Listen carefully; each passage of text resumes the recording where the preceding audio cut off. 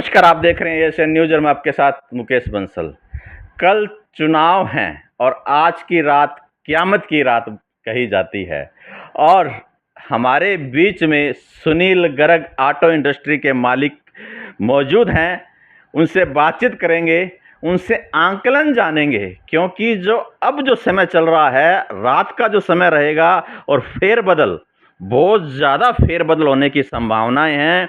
और सुनील गर्ग जी हैं जो 21 मेंबरी कमेटी के सक्रिय सदस्य भी हैं। उसके साथ साथ जितने भी प्रत्याशी मैदान में खड़े हैं उनसे उनका 1 to 1 मिलना हो रहा है और ये हमें सीधे तौर पे अपने आंकलन के हिसाब से बता सकते हैं भी चुनाव में कौन बाजी मार रहा है।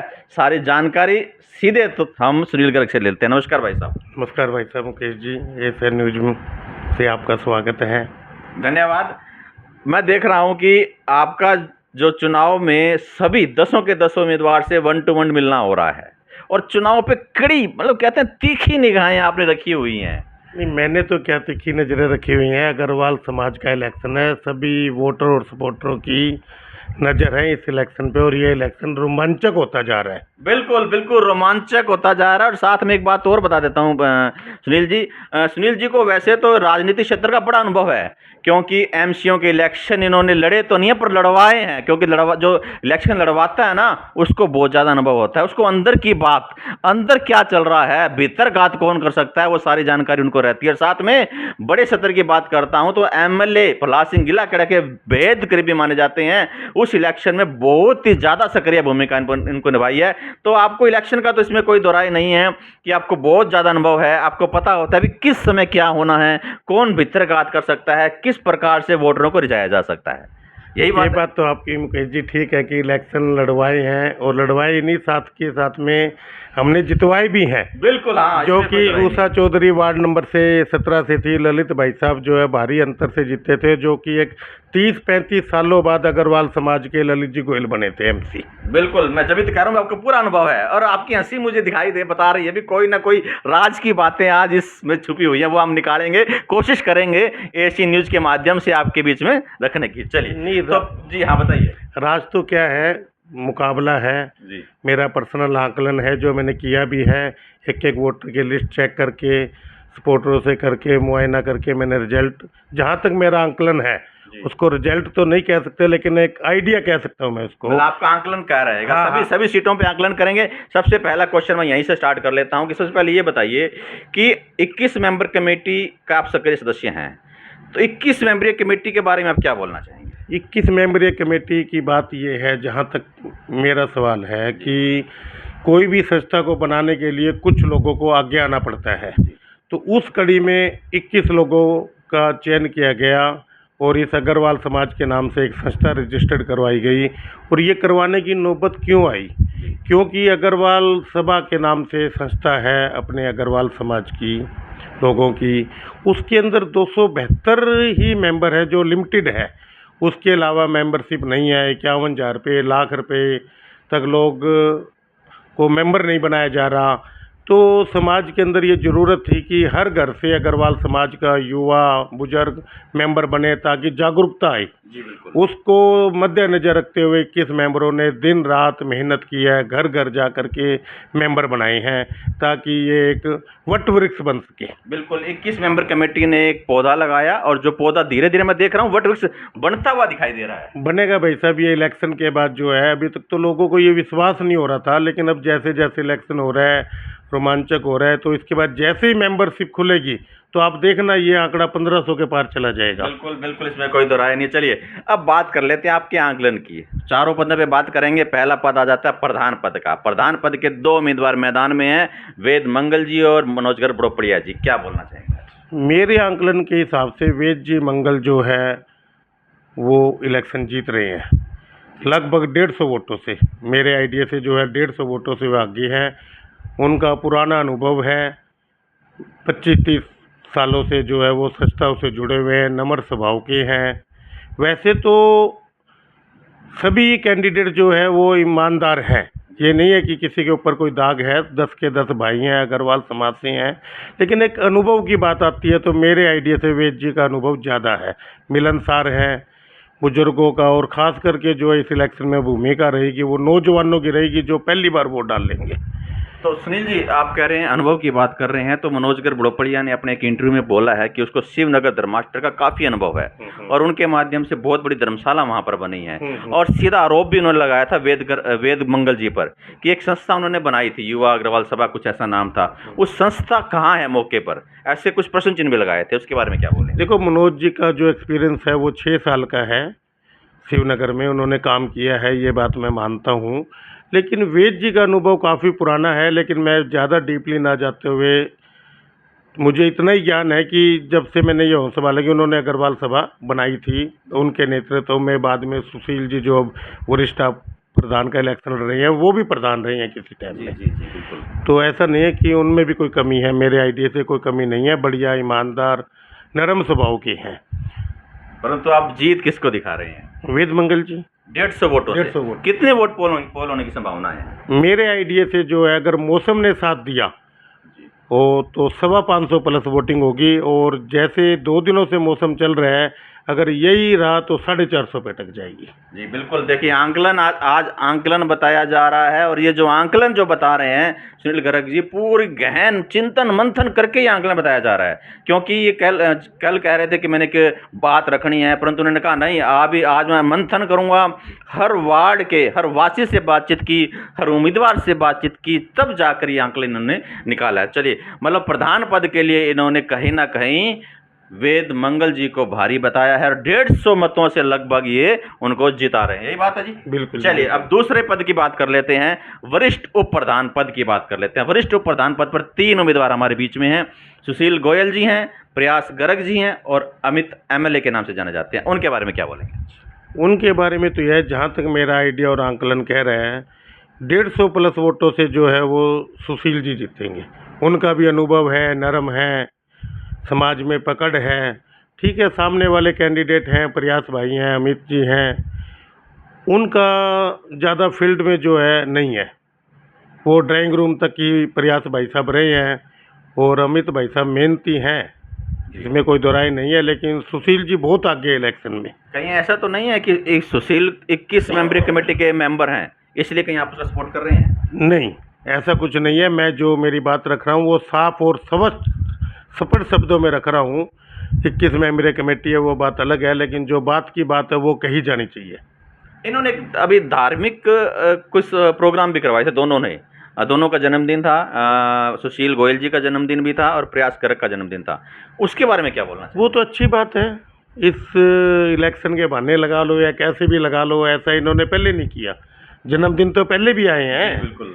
क्या जन्मदिन नहीं आए हैं? अभी 1-1 साल के हुए हैं जी, तो आप क्या बताइए? कहना आप चाहेंगे? मतलब आपकी हंसी बता रही कि कहीं चुनाव को हाँ। वोटरों को रिझाने का अब काम वोटरों कर को रहे थे? रिझाने के लिए लगा लो। मैं तो यही कहूँगा कि वोटरों को रिझाने के लिए लगाओ। लेकिन ठीक है, धार्मिक प्रोग्राम है, इस बहाने श्याम बाबा का नाम लिया गया, हनुमान जी का पाठ हुआ, बहुत अच्छी बात है।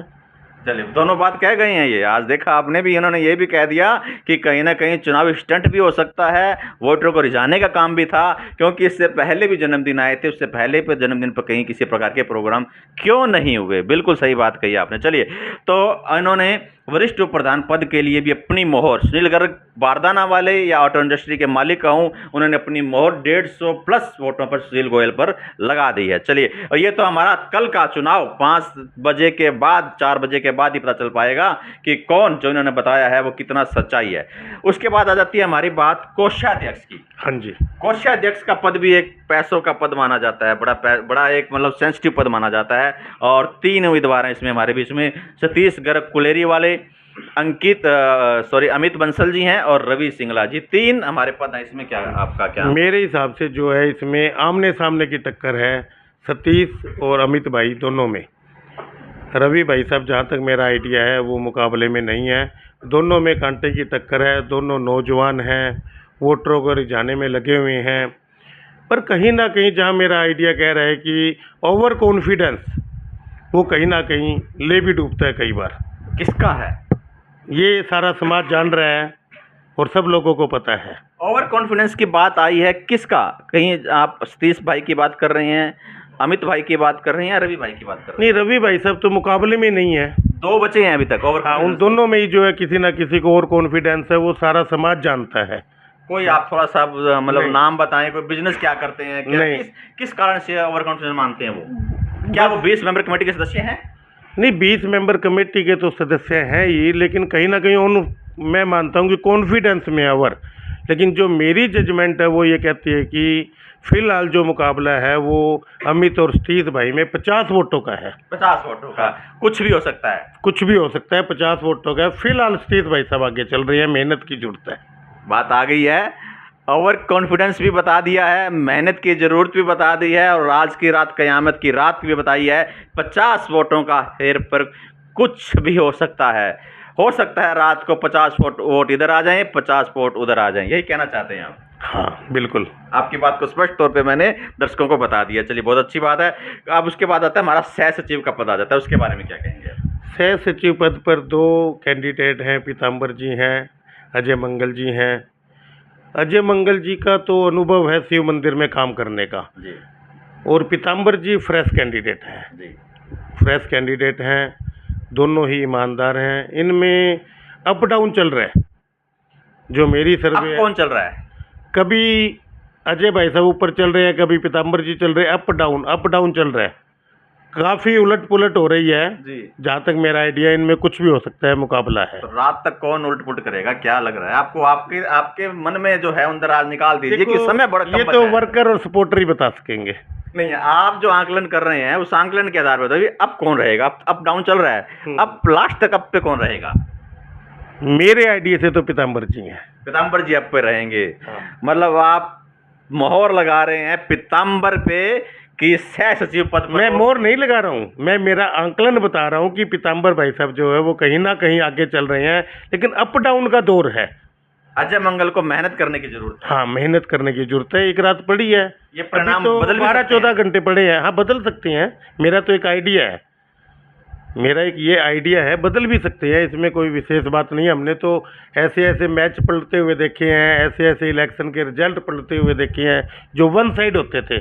तो ये कैसे पलटते हैं? मतलब आपको पूरा अनुभव है, मैं देखता हूँ भी, जैसे मैंने बताया ना, प्रहलाद सिंह खेड़े के चुनाव में पूरी भूमिका निभाते हैं। ये रातों रात ऐसा क्या कर देते हैं, कहाँ सेंध लगाते हैं कि चुनाव पलट जाता है? मुकेश जी, सारी बात मीडिया के सामने और समाज के सामने ओपन मत करवाइए। कुछ तो पर्दे में भी रहने दो। अच्छा, हाँ। मतलब आपके पास कुछ गोटियां अभी तक बाकी हैं? नहीं, कुछ पत्ते? गोटियां तो क्या बाकी हैं। मैं तो यही कहूँगा कि जो भी भाई जीत के आता है, सारे ईमानदार हैं, सबज छवि के हैं। समाज में अपना भाईचारा खराब नहीं करना चाहिए। इलेक्शन जीतने वाले सारे साथ बैठते हैं, और वर्कर को कहीं ना कहीं आपसी मतभेद नहीं करना चाहिए। भाईचारे का इलेक्शन है, वोट और सपोर्ट करो, जो अच्छा लगता है उसको जिताओ। मैंने तो अपना मेरा पर्सनल जो अनुभव है वो बताया है। चलिए, बहुत अच्छी बात है। एक बात और जानना चाहूँगा, मार्केट में कुछ, जैसे कल भी सुनने को आया था, कुछ हंगामा हुआ था भट्टू रोड पर, और कुछ पुलिस कर्मी भी आए थे। ऐसा क्यों हुआ और किस कारण से? उसमें ये है कि एक अग्रवाल विचार रखो ग्रुप बना हुआ है, जी उसके अंदर एक मेंबर ने चरित्र प्रमाण पत्र मांगा था। जी चरित्र प्रमाण पत्र मांगा था। देखो, मेरे को नहीं लगता कि 10 के 10 कैंडिडेट जो वो अच्छे हैं, साफ सबज छवि के हैं, चरित्र प्रमाण पत्र मांगना गलत था। और उसी बातचीत की एकता को दिखाने के लिए, ये नहीं कि 21 मेंबर कमेटी के कोई वो थे, सारे के सारे लगभग 100 लोग समाज के, और 10 के 10 कैंडिडेट वहाँ उस बात की खिलाफत के लिए इकट्ठे हुए थे।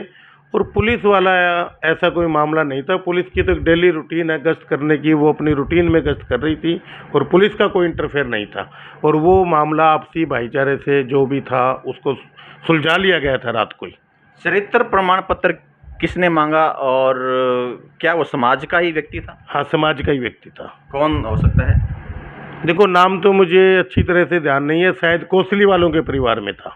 तो क्या लग रहा था कि उसको कहीं डाउट था भी किसी उम्मीदवार के चरित्र पे, तभी वो चरित्र प्रमाण पत्र मांग रहा देखो, वो तो वही बता सकते हैं, मैं तो इस बारे में नहीं बता सकता, वही बता सकते हैं। था? चलिए, ये बात तो ठीक कही है उन्होंने, क्योंकि अभी तक जो मैं अभी तक बात कर चुका हूँ, सुनील गर्ग बारदाना वाले ने खुद कहा है कि जो सभी लोग हैं, सभी के सभी ईमानदार हैं, चरित्र में किसी व्यक्ति की कोई कमी नहीं है, और कोई इस तरीके से चरित्र प्रमाण पत्र मांगता है तो गलत खुद खुद गलत कहीं ना कहीं मुझे नज़र आता है।